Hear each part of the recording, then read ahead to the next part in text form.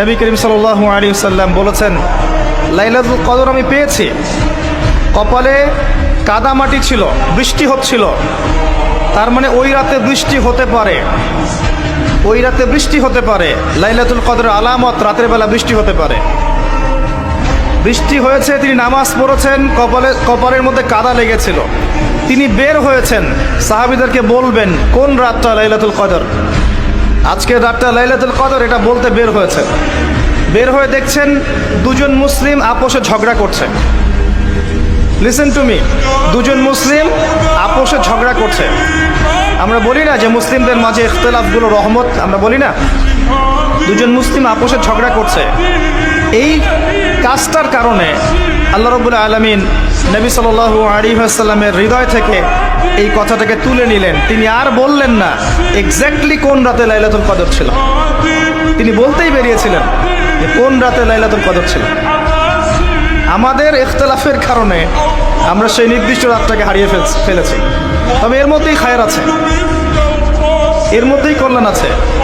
আরবিতে একটা প্রবাদ আছে, কুল্লু শার ইউজাদু ফিহিল খায়র, প্রত্যেকটা অকল্যাণের পিছনেই কোনো না কোনো কল্যাণ আছে। নির্দিষ্ট করে বলে দিলে আমরা বাকি রাতগুলো জাগতাম না। নবী সাল্লাল্লাহু আলাইহি ওয়াসাল্লাম এখন বললেন যে আমাকে ভুলিয়ে দেওয়া হয়েছে কোন রাত, তোমাদের ঝগড়ার কারণে, অতএব তোমরা শেষ দশকের বিজোড় রাতগুলোকে তালাশ করো। শেষ দশকের বিজোড় রাত বলতে 21-এর রাত, 23-এর রাত, 25, 27, 29, এই 5টা রাতের যে কোনো একটা লাইলাতুল কদর। এই রাতে ইবাদত করলে এত নেকি হচ্ছে, কারণটা কি? রাত আর দিন কি ডিফারেন্ট কিছু? প্রত্যেক রাতেই কিন্তু আল্লাহ পাক প্রথম আসমানে নেমে আসেন, প্রত্যেক রাতে, শুধু শবে বরাতের রাতে নয়, শুধু নিসফে শাবানের রাতে নয়, কিন্তু প্রত্যেক রাতেই আল্লাহ পাক প্রথম আসমানে নেমে আসেন। তিনি কিভাবে নেমে আসেন এটা ব্যাখ্যা করার দরকার নেই আমাদের।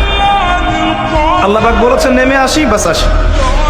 কারণ সব কিছু আমরা যুক্তি, বিজ্ঞান, দর্শন দিয়ে প্রমাণ করতে পারবো না। পারবো? সায়েন্সকে জিজ্ঞাসা করেন যে স্বপ্নের ব্যাখ্যা কি, ঘুম কাকে বলে, আত্মা কাকে বলে, আত্মা কঠিন না তরল না বায়বীয়, পারবে সায়েন্স ব্যাখ্যা করতে?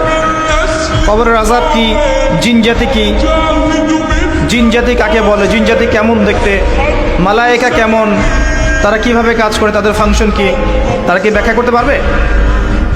আমাদের একটা চেতনা তৈরি হয়েছে, সায়েন্স যা বলবে তাই সত্য। এই চেতনা পুরোপুরি সত্য নয়। কোরআন এবং সুন্নাহ, আল্লাহ এবং তার রাসূল যা বলবেন সেটাই চূড়ান্ত সত্য। এর বাইরে সত্য মিথ্যার চূড়ান্ত কোনো মানদণ্ড নাই। হ্যাঁ, সায়েন্সের ভিত্তি আমরাই দিয়েছি, এটা অমুসলিমরা দেয়নি, এর ভিত্তি মুসলিমরা দিয়েছে। পরবর্তীতে এরা এর উপর ঘষা মাজা করেছে। এখন সায়েন্টিফিক এবং টেকনোলজিক্যাল রেভলিউশন আসছে পশ্চিমা সভ্যতা থেকে। এই সভ্যতার ধারক বাহক ছিলাম আমরা। সভ্যতা এদের দ্বারা শুরু হয়নি, সভ্যতা নবীদের দ্বারা শুরু হয়েছে। তো সব কিছু সায়েন্স দিয়ে ব্যাখ্যা করা যাবে এমন নয়, কারণ সায়েন্সের সীমাবদ্ধতা আছে, আল্লাহর জ্ঞানের কোনো সীমাবদ্ধতা নাই। তো আল্লাহ নেমে আসেন, ব্যাস নেমে আসেন। নেমে এসে আল্লাহ পাক কি বলেন? আল্লাহ পাক 3টা কথা বলেন। রাতের শেষ অংশ, রাতকে ভাগ করেন। যদি 6টার সময় রাত শুরু হয়, রাত কিন্তু রাত 12টায় শুরু হয় না, সূর্য ডুবে গেলেই রাত শুরু হয়, এটাই ইসলাম। এখন 6টা থেকে আপনি এই 5টা পর্যন্ত সময়টাকে 3 ভাগে ভাগ করেন।